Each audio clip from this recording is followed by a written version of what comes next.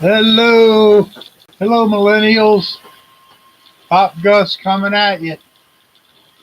Got a few things to share with you today. I know I've been gone for a while. Yeah, well, guess what happened? I got a job.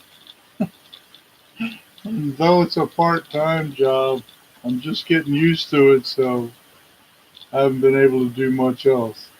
I never know when I'm going in, so as soon as I get ready to do something, they call or my time comes to go and help out where I'm working. So sorry, but here I am now. Got a song for you. Song that's it's an old song, but it's played the way I wrote it, or the way I arranged it. I should say arranged it. I arranged it, and the arrangement is a little different, a little more kind of like folk music type arrangement.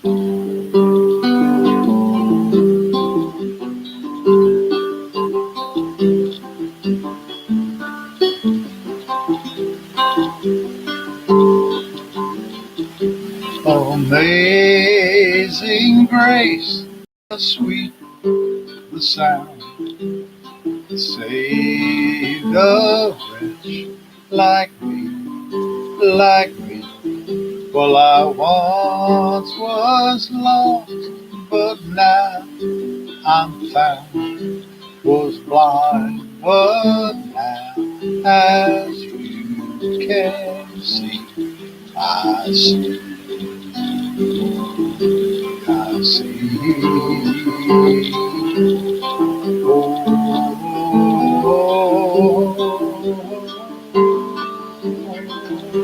Was grace that taught my heart to feel, and grace my fears really, really.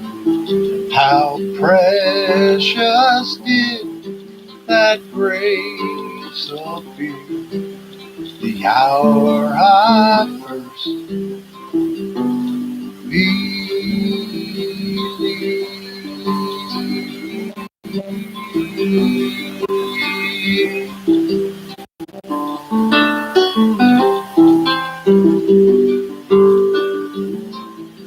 Through many dangers, toils, and snares, I have already come.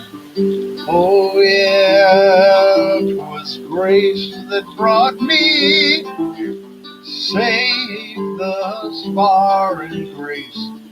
Oh, grace is gonna lead me home, yeah. Oh, grace, how precious is the grace God gives to his people.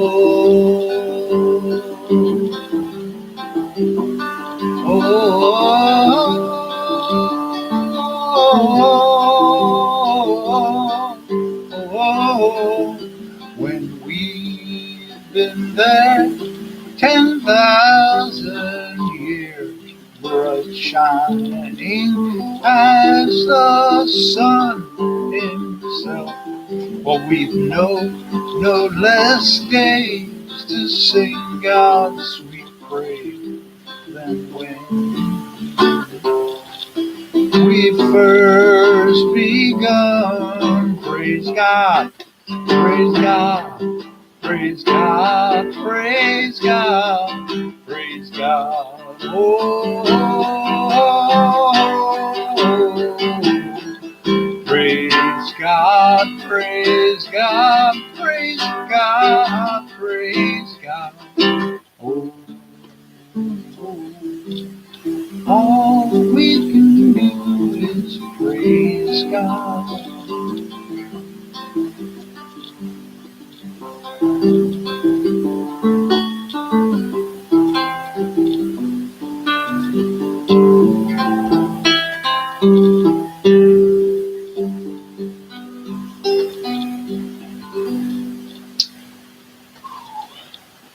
A little different sound chord, a little different. spin on an old song. Sometimes you gotta do that, you know? Oh boy. Hey millennials, I love you. You're wonderful. You're wonderful. You you love justice.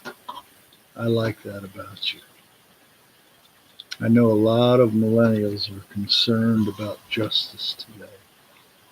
And I've heard this from other folks as well, that this observation about the group called millennials being interested and concerned about justice.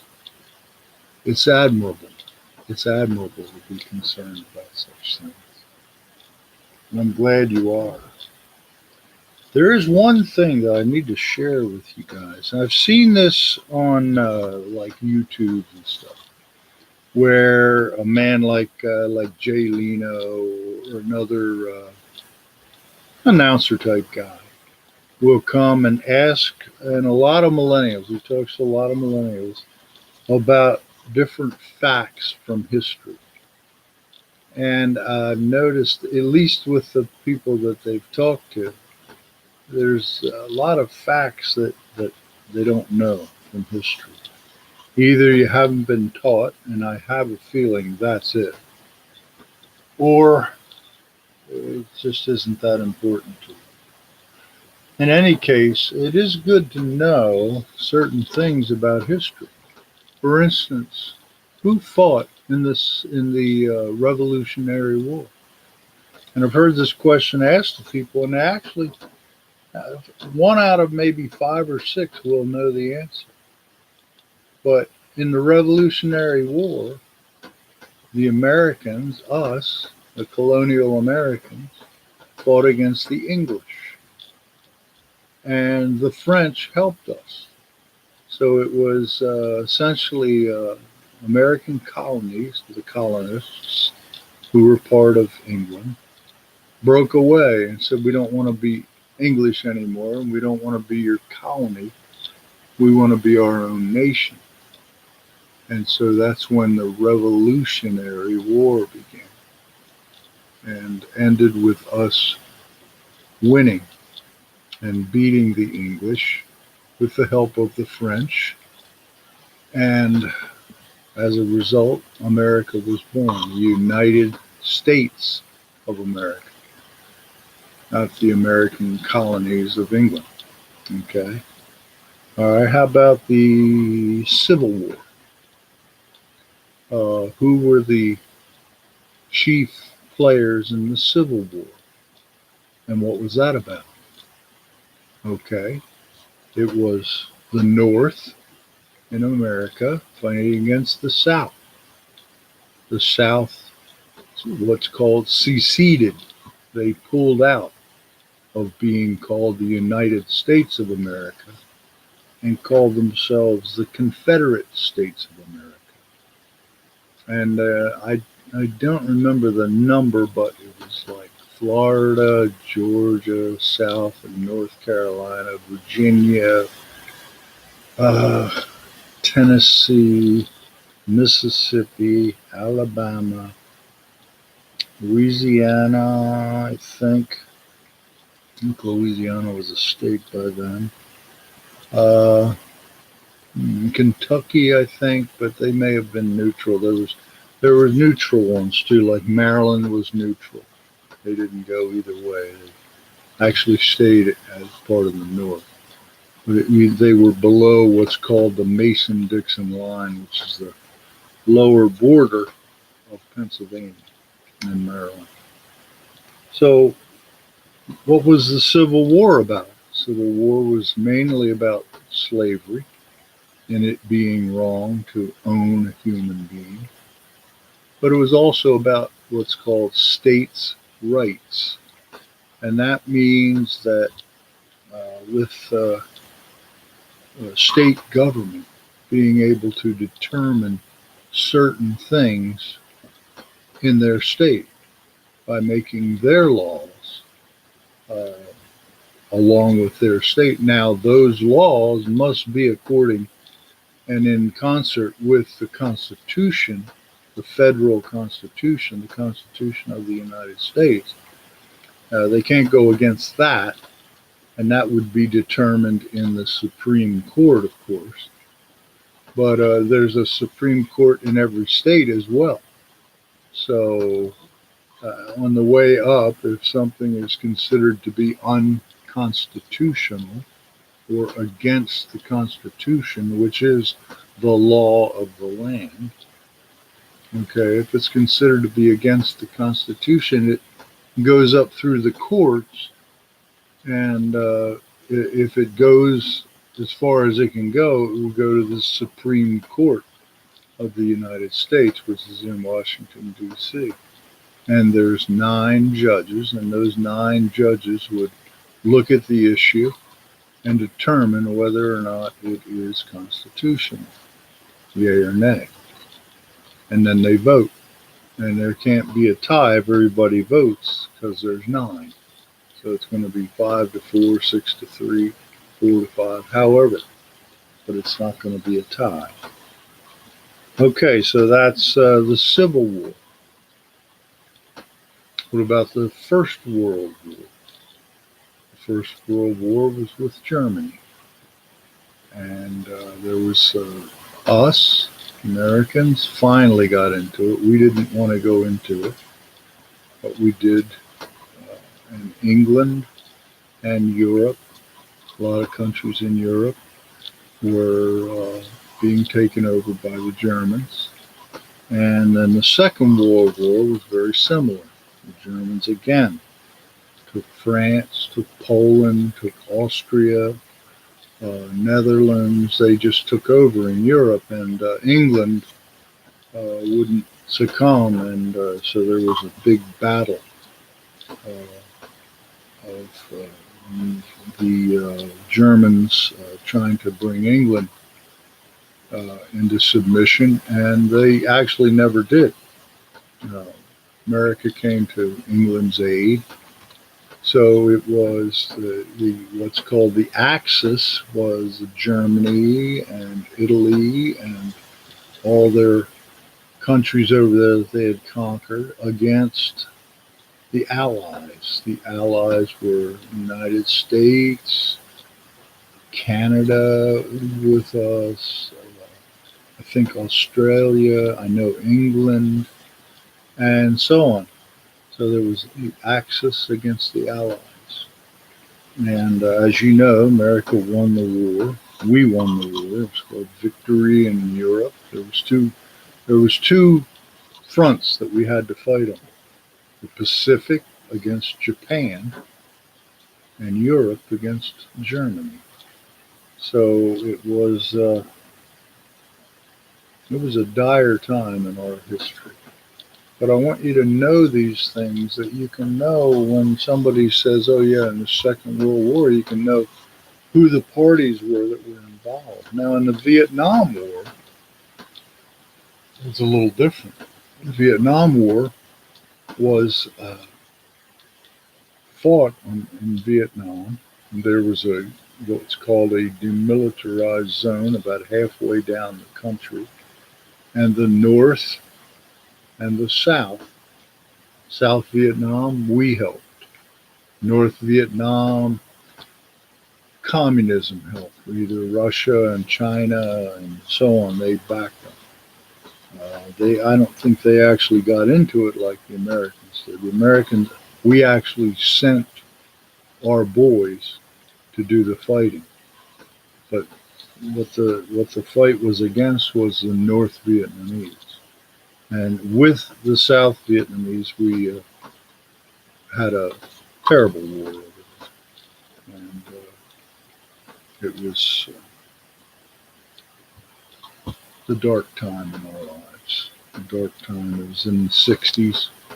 It went from like 62 to 73, 1962 to 73. And before that, actually, the Korean War, and that was right after the Second World War. It was in the early 50s. Another terrible thing. South Korea against North Korea. North Korea was backed by the Chinese. South Korea was backed by America. It was another dark time. It was only a 3-year war, but we lost like 33,000 men in 3 years. It was a really, really tough war for the Americans. And not many people know about it, but the boys that were in Korea know about it. Anyway, and then of course in the later times you've known the Gulf War with Iraq and all that stuff. But I just wanted to go back in history for you and explain who was fighting and basically why. Vietnam was to stop the spread of communism, and that was at least the excuse they used. I was not very fond of that war. I was at the age that I could have gone, however, I didn't. And I'm very glad I didn't. However, those men that did, my hat is off to them because they did what they were told. They were drafted and told that they had to go, and they obeyed the law and went. And so the only problem I have with Vietnam was the upper echelon in government, i.e., people like Lyndon B. Johnson, who was the president at the time, and the Secretary of State, and others who more or less orchestrated the war. That's who I have a problem with. As far as the men that went, God bless them. And I mean that from my heart. That was a tough thing for them to be faced with and have to do. And my hat is off to you, Vietnam vets. I mean that. You are appreciated by this man. I don't even know that. So, that being said, yeah. How about Abraham Lincoln? Is he a Democrat or a Republican? He was a Republican. He was the first Republican president. And you should know something. The Southern Democrats never wanted the slaves to be set free. And even after they were, they made it very difficult. Democrats are not the friend of the black man. Never have been. It's a misnomer. It's a lie that has become truth. And it's not true. It'll never be true. A lie is always a lie, and it never changes. And Democrats and Southern Democrats do not believe in freedom for black men or for anybody for that matter. They want big government, and they want to take away your freedoms. That's the whole thing about socialism. That takes away your freedom. It makes you no longer an individual, but part of a big group. And they call the shots. And by the way, gun control is way wrong. There's no such thing as gun control in this country. The Second Amendment says you shall not make any law about this. So any law has been made about curbing the guns is a non-law as far as I'm concerned. Anyway, that's another whole issue. I guess you know where I stand now, huh? Okay, millennials. Yeah, I don't even want to go there. But yeah, so I had something I wanted to read to you from the Bible, and it's in Ecclesiastes. Ecclesiastes was written by Solomon. Solomon was a very, very wise king in Israel, and he wrote the Proverbs, a lot of them, and I think almost all. He might not have written 31. There's 31 books in Proverbs, and I don't think he wrote 30 or 31, but anyway, Ecclesiastes, it was written by, quote, the preacher, and the preacher is Solomon. And they say he was the wisest man ever lived, but I take exception to that because Jesus was a man and lived. He is the man Christ Jesus. And I believe he was wiser than Solomon. But Solomon, nevertheless, was extremely wise. And he wrote this, it was in chapter 3.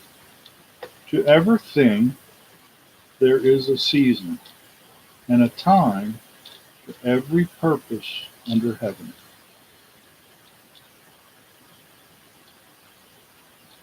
To everything there is a season. Everything on earth has a season and a time, a purpose under heaven. A time to be born, a time to die, a time to plant, and a time to pluck up that which is planted, or harvest. You plant something, corn, or any other crop, you harvest it. You plant flowers, you harvest them. You bring them in your house, they're beautiful. They give a nice fragrance to your home. There's a harvesting, there's a planting, and then there's a harvesting. Or plucking up that which is planted. There's a time to kill and a time to heal. There's a time to break down and a time to build up. If you have an old building on your property that's just fallen apart, there's a time to break that building down. Take it down, brick by brick, however it's made. Take it down and build a new building in its place. And there's a time for that. There's a time to weep, and there's a time to laugh.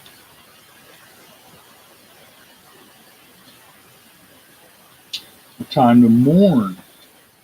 Be sorry for your loss.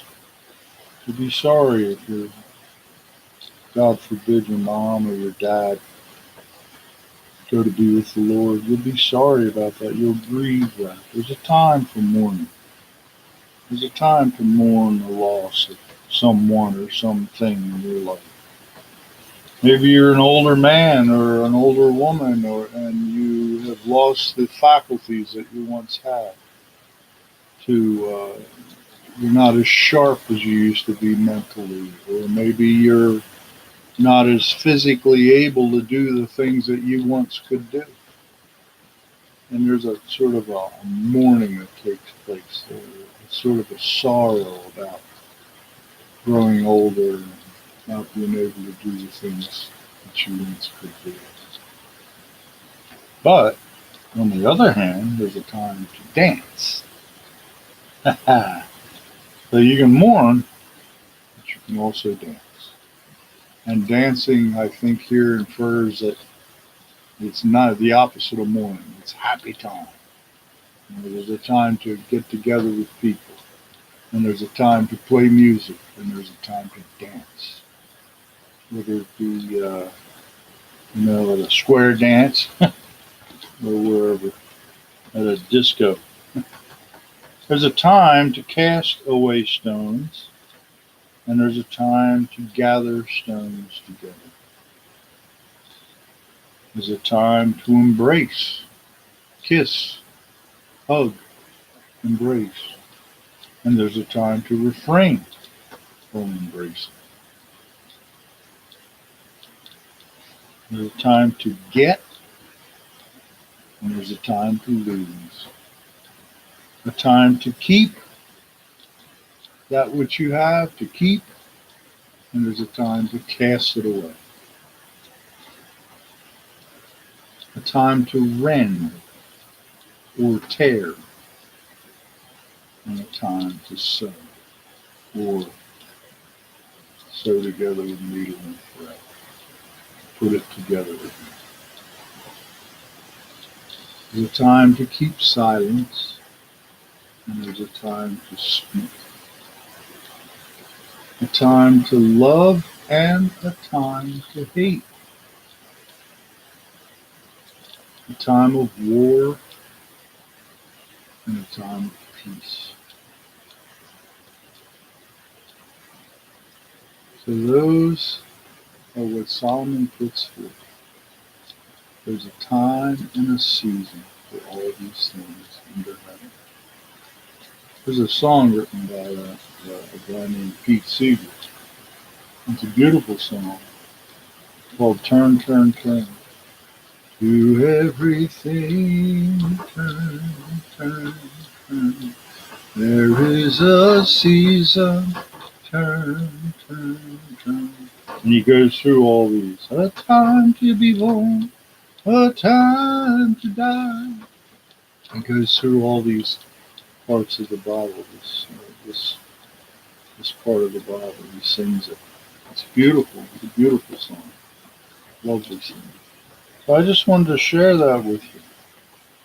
You know, when you have wisdom, as Solomon had, you realize that not everything just runs the way you want it to all the time. And not everything goes the way you want it to. There are these times in life that we really have to accept. There's a time to plant. There's a time to pull up what's planted. A time to tear down, a time to build. A time to eat. I couldn't believe it that there's a time to love and there's a time to hate.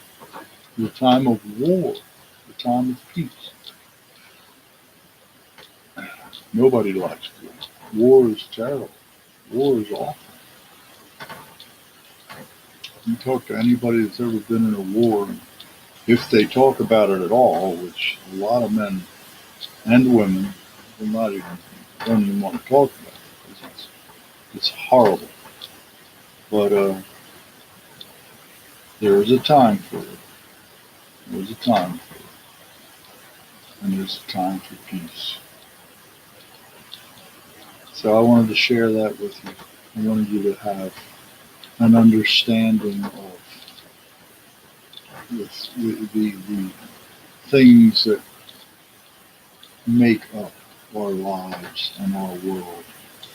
There's a pendulum that swings. It swings one way and then swings back the other way. It swings one way and back the other. And we may say war, peace,